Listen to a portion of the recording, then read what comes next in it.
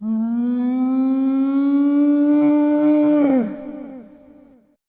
I've been around a lot of talented and gifted individuals with multiple skill sets. I mean, some of the most creative minds you'll ever come across. And trust me when I say this, that percentage of individuals I describe are very rare.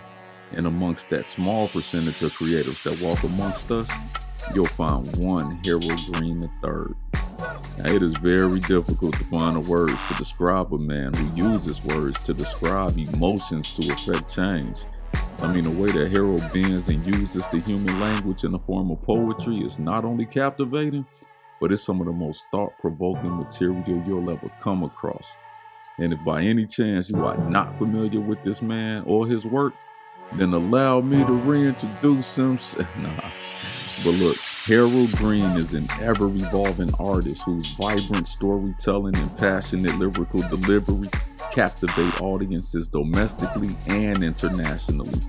Using poetry as his central art form, Green is a highly sought-after speaker, band leader, and event producer. Now, I've been told on multiple occasions that I have a way with words, but it is definitely levels to this. This man's extended vocabulary is unmatched.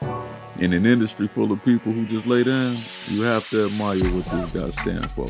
Green has featured in the New York Times, the Chicago Tribune, the Chicago Sun-Times, the Ellen DeGeneres Show, Windy City Live, CBS, the Jennifer Hudson Show. He was a featured artist at the Illinois Holocaust Museum. He appeared on talks at Google, TEDx, and at the Aspen Ideas Festival, and at the Chicago mayoral inauguration, where he may have performed the greatest speech I've ever heard, titled Something to Live For. I mean, this guy won a New York Emmy. He's won a prestigious Carl Sandburg Literary Award and has done commission work in partnership with Nike, Foot Locker, Lululemon, Jordan, Illinois Holocaust Museum, Google, Chicago Public Schools, and the Chicago Transit Authority. And now I finally caught up with him for this moment that I would label well overdue, but yet perfect timing. So without further ado, I bring to you Harold Green III.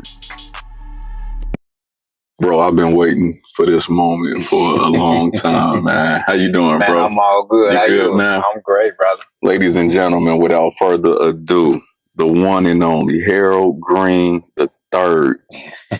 Brother, I've been waiting for a long time. How you doing, man? Man, I'm wonderful. Honored to be here. Honored Yes, to sir. be in the space. I'm glad you're here, man. I actually, I got a backstory for, I'm sure a lot of people don't know, but we actually went to high school together. Absolutely. Yeah, you was my man's back then. Yes, sir. I love what you stood for back then. Yes, sir. I communicated with you a couple days ago and told you that has nothing to do with why you in this car with me right now, bro.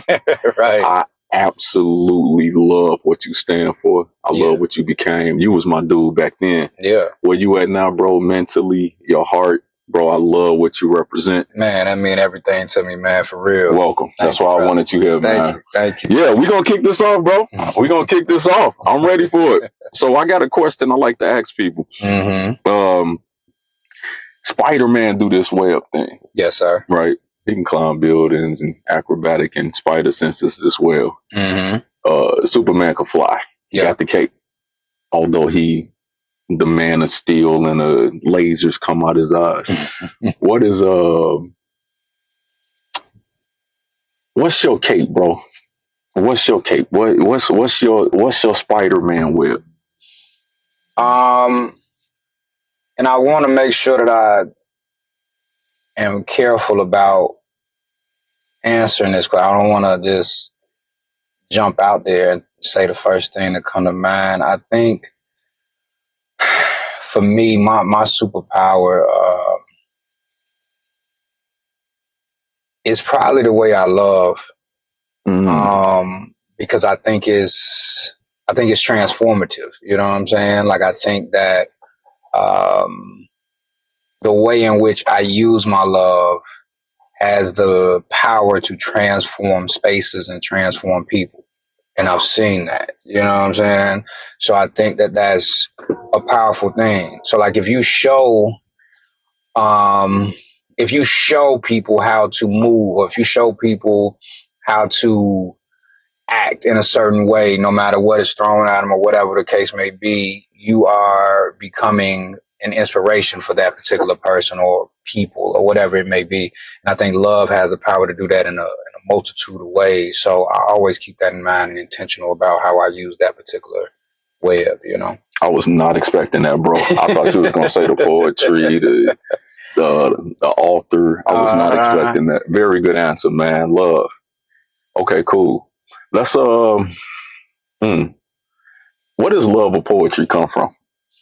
You know, what's funny, my father used to write poems for my sister and I when we were younger. And I didn't, pay it a lot of mind at that young age, you know what I'm saying? When I got to be an adult, I realized like, oh, that was special. That was important, but my actual catapult into writing myself, because when I was young, I used to write raps and stories and all that little stuff, but specifically poetry, that discipline, it came from watching HBO Def Poetry Jam when I was a senior in high school. I was watching, I was like, oh, that's how it can be done. You know what I'm saying? Like, cause before that, it was just like, literature class and reading it out of an academic book. And it just wasn't landing like that for me. It was HBO Def Poetry Jam that made it land. Was it anybody in particular? It was a show as a whole, man. Like because it felt like every episode just felt like I was watching people that looked and sound like me. But it was using a particular discipline to make it modern or, make it contemporary, taking what Shakespeare did or taking what Homer did and putting it into the 21st century. So there was always people that I, obviously remembered, far more than others, like Black Ice and Mos Def hosting and Sonny Patterson and all these different people. But like just thematically, it just felt like, damn, I can relate to this, That's dope. Black Ice, like my brother, man. Yeah, man. Good dude. Yeah, Black is super cool. All right, so check this out, bro. You one of the few people that I would say intellectually, I'm not a firm believer in time, but I don't want to get too deep. But you like intellectually ahead of the times, which is crazy to me. I'm big on the mental, and I do know the mouth can't fully describe what take place up here. This is way more advanced. Yeah, for sure. So if that, whatever in your mind that come out verbally, bro, if what come out your mouth is ahead of time, I can only imagine where your head at. Yeah. So I ask you that to say this. I travel through your mind. Name a couple things I'll bump into.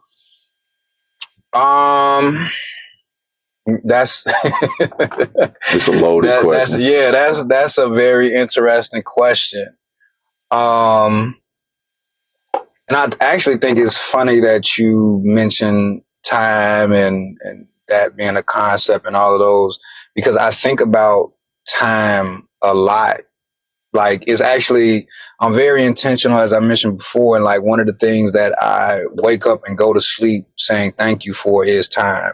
And I think about the things that have shaped me in my past, how that is interacting with the things that are happening now and what I'm trying to do in the future. And that's like, my mind is constantly working like that.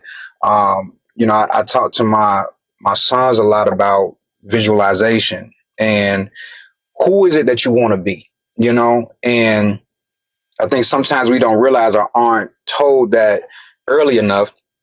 That's a superpower in and of itself.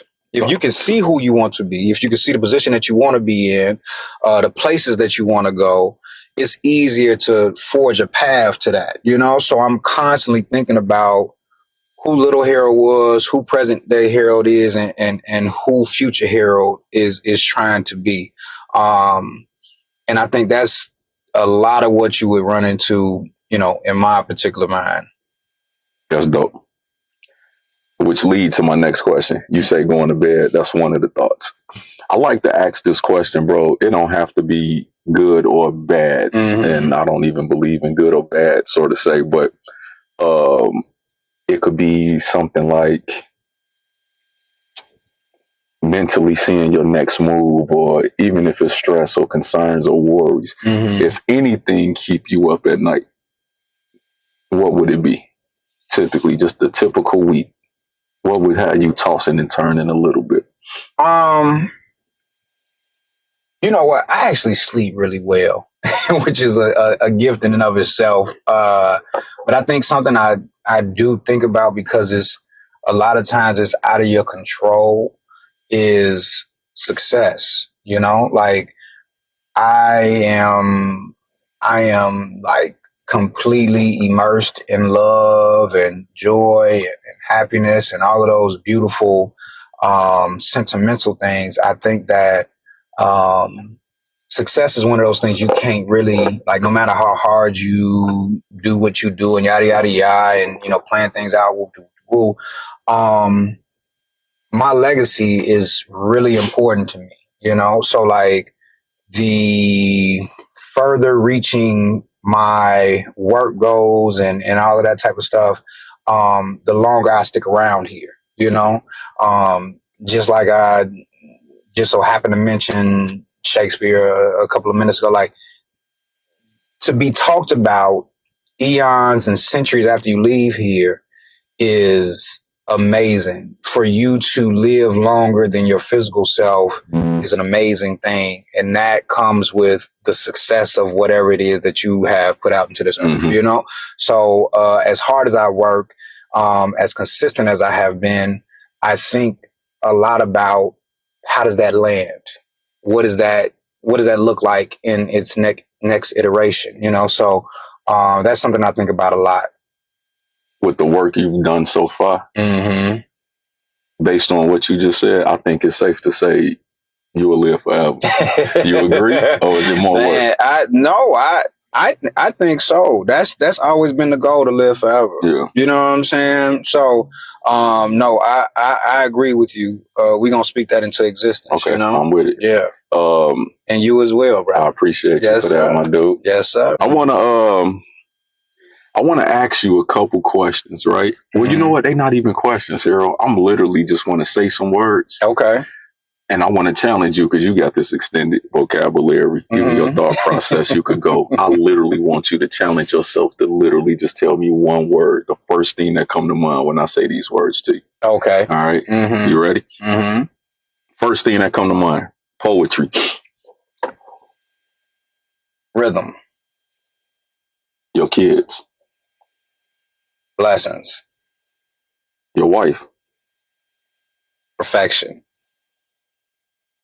your greatest creation, my children, God, enigma, social media. That's it. That's it. That's the answer. That was the answer. That was the answer. Harold Green III. Powerful. Love bubble. Necessary. The Rainbow Park. Beautiful. The Number Store. Intriguing. Black Oak. Strong. I agree. I agree. Black Roses. Illuminating. For those who don't know, those last 5 words I threw out there was actually books that you wrote, put together.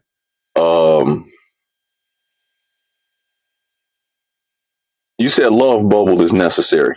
Yeah. You said the Rainbow Park was what? The Rainbow Park was beautiful. Okay. I'm gonna have to agree with you, bro. I'm gonna have to agree with you. We'll jump back into that. Okay. I want to challenge you a little bit. We talked on the phone, and I want to kind of put your talent to the test. Okay. I came up with 5 words. They're not extremely powerful or thought-provoking. I kind of want y'all to see how talented this guy is.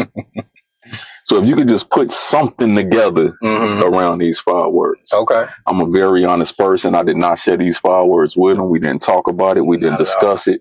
Anything. Word number 1. Pain.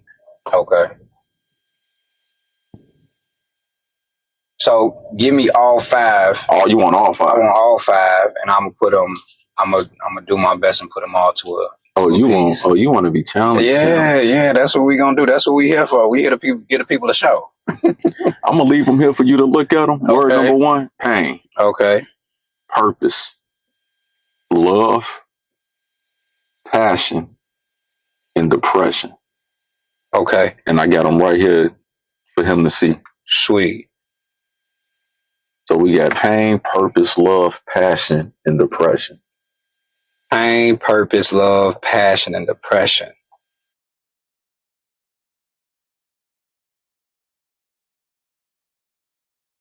I think when we're careful, it's tend to be said that we're on our P's and Q's. Pillows and questions. The things that go through our mind before we hit that quilt, before we hit that quill, before I write those lines. This may be my will and testament. The purpose of the pain is to expand our brain, to push our heart, compress those feelings. But that's when depression happens. So where's the love when we live inside of a bubble? When the only thing we see when we slide down those tunnels is a rainbow park. We're walking through the number store, hoping that we can live forever. To just build some beautiful gardens full of black roses and black oaks. But who knows if we'll ever hit the right note? Because what do we live for if it's not for a purpose? If we don't know what the rain can bring to the pain, it's growth. It's the oaks. When we smell those roses, we open our noses to the heart, the arteries. They build an arc. Noah wasn't the only one that could split the Red Sea.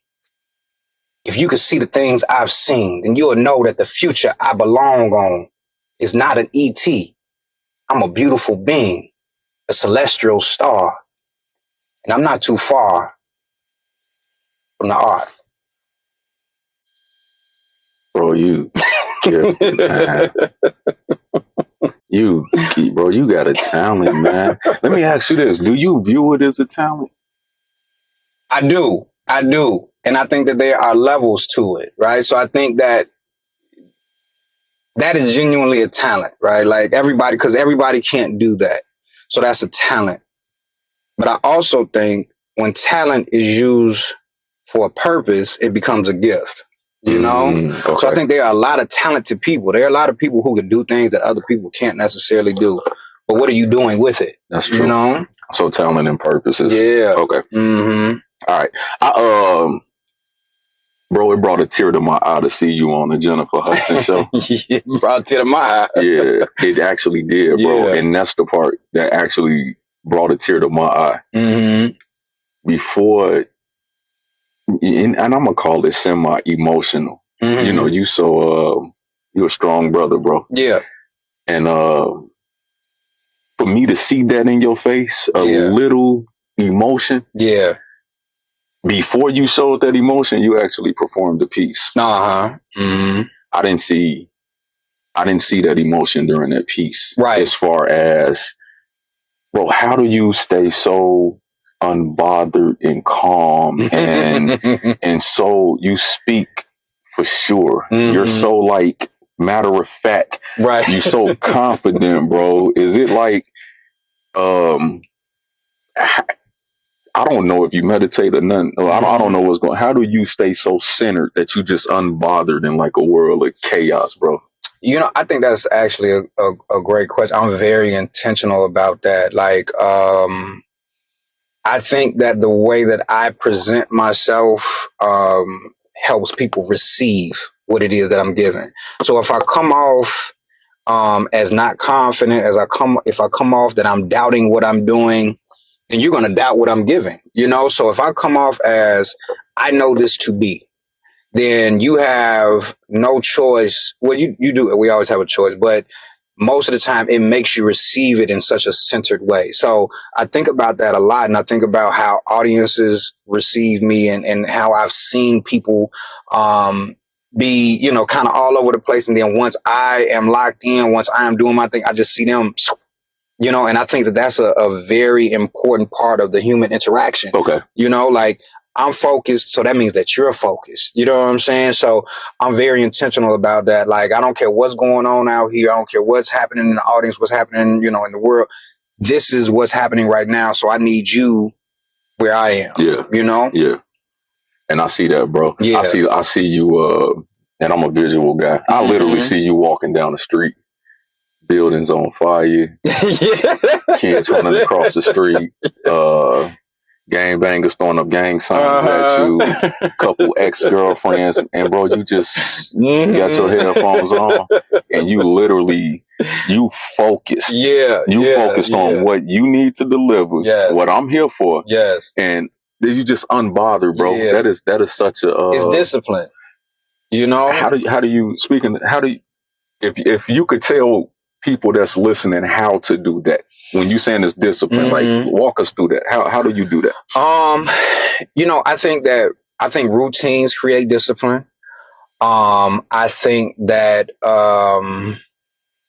intentionality creates discipline, and I think that visualization creates discipline. You know, so, and I've used all those things in my career, and I started writing my senior year of high school, and I haven't stopped yet. I didn't hit no writer's blocks. I didn't hit no, like, let me take a little break and come back. You know what I'm saying? It's like, this is what I knew I was doing. This is what I knew I wanted to do. And I set goals and challenges for myself. I mean, 1 year, 2014, I set out to write a new poem every day. And I did that for a whole year. Every day. And some days it was twice. You know what I'm saying? And it was not easy. Oh my God. It was a cool idea on December 31st, 2013. And by March, you know what I'm saying? I was like, whoo, wow. You know what I'm saying? What are you doing? You know?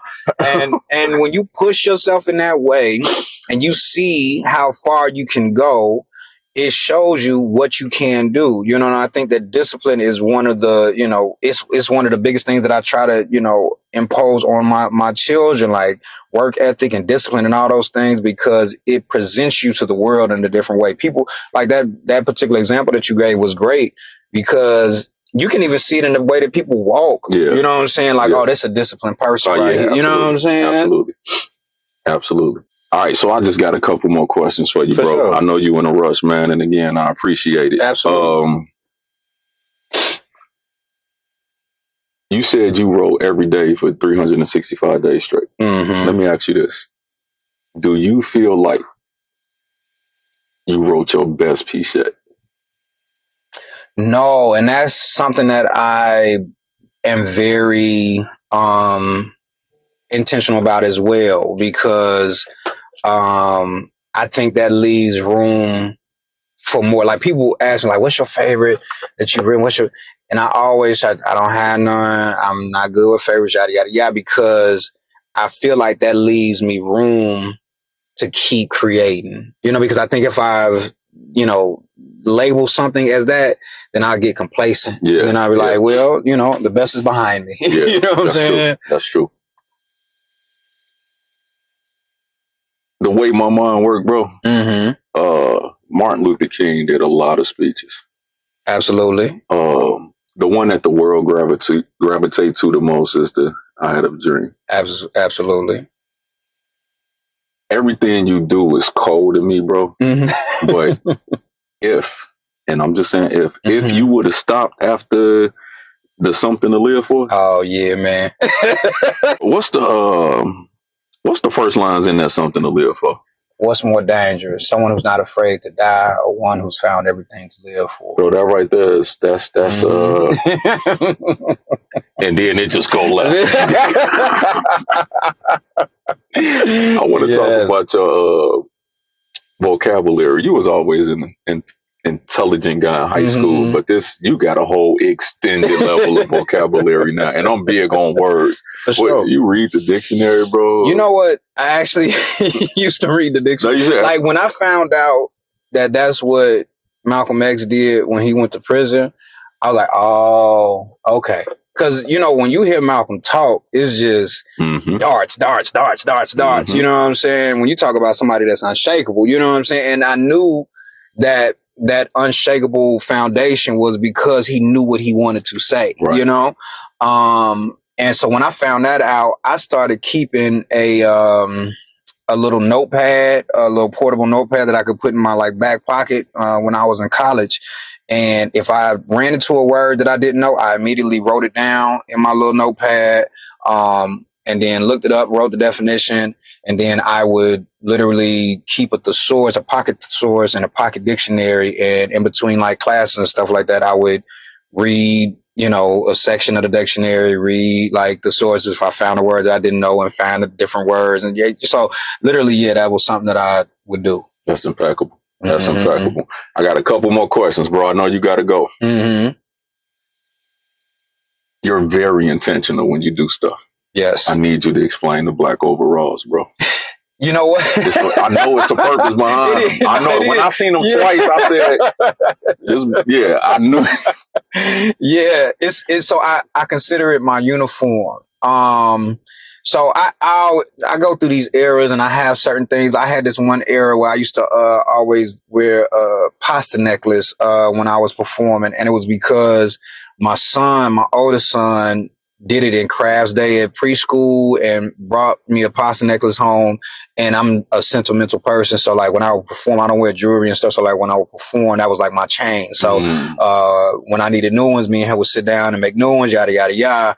And this is a part of my new, like, this is like a uniform for me because it started with Black Roses and Black Oak. When I was writing Black Roses and Black Oak, I would wear my black overalls and sit at my desk in my office and, you know, put it together. So now when I'm working or whatever, like, this is my uniform. Yeah.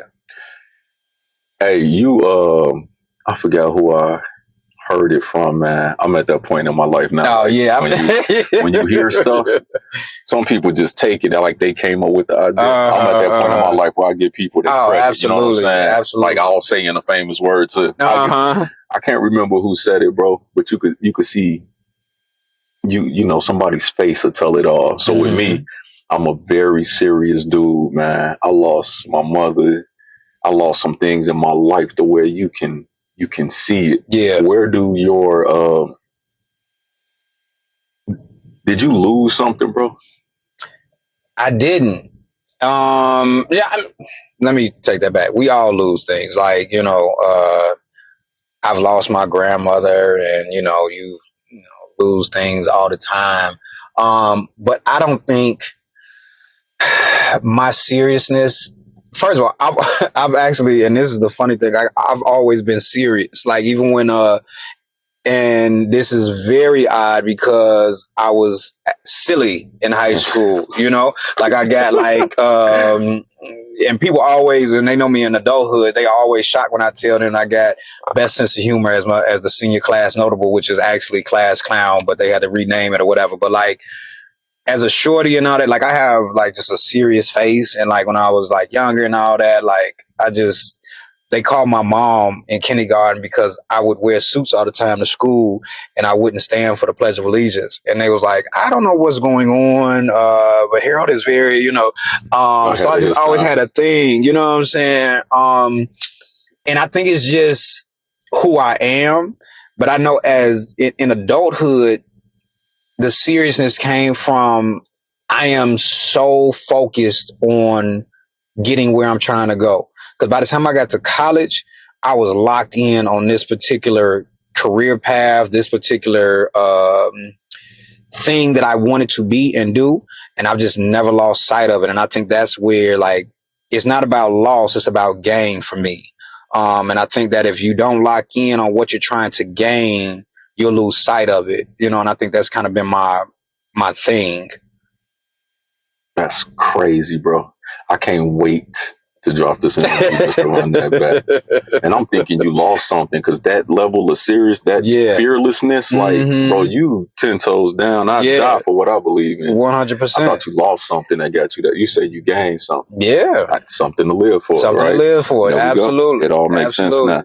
All right. So Flowers for the Living Foundation. Yeah. That's your non-for-profit. Yeah. You do a lot of community work. You always giving back. Why do you deem that so necessary?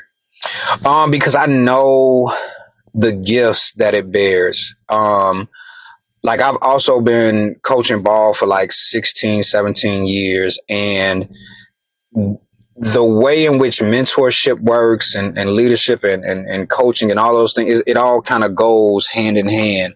And I used to work in CPS. I used to work at a school for 11 years. And I realized how instrumental it was to give to those shorties and like to give of my time, to give of my heart.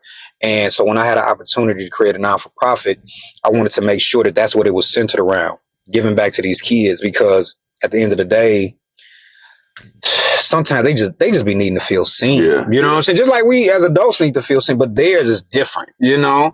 Because if they don't feel seen, they're going to do things to make sure you see them, you know? So that's, you know, that's a big part of why I do what I do, because we got to see them, man, because kids are kids and they have immature reactions to things. And if we continue to give them mature outlooks and mature opportunities, we continue to maturate them in a certain way that helps the community as a whole. That's powerful, bro. Yeah. Dang, that's powerful. Some people call this thing, and you know, I try not to get too deep, bro, but I cannot let you get out the car without asking you this. Some people call this thing the world. Some call it a circus. It's a matrix, a simulation. Bro, from your perspective, what is this? I think whatever you call it, whatever, you know, label we give it, I consider it an opportunity. You know, I think that, you know, whether it's a circus or a simulation or a matrix, or life, more simply, I think that every single day it's an opportunity to impact it, right? So even if it's a circus, right? Circus has moments that are just life altering that you never forget. If you went to the circus as a shorty and you saw something that was like, oh my, it's eye opening. We have a chance to eye open. You know, if it's the matrices, they have glitches. They have little wormholes that if you get in there in the right space and right time, you could change the whole system. You know, if this is just life, then life has its tributaries and its branches and its opportunities to touch others and impact others. And I think that no matter how you label it, this is an opportunity, and we all have the opportunity to either change this particular thing for good or for, you know, just kind of keep it at its course or, you know, take it down. It's just your choice of what you want to do with that opportunity. That's what's up, bro. To close this out, man, you powerful. Even that, you put that together so powerful. You say what? Man, your perspectives be crazy, bro. That's a talent in itself. Like, you're not one-minded to where it's like, I asked you what's your perspective. You gave me a perspective on every perspective.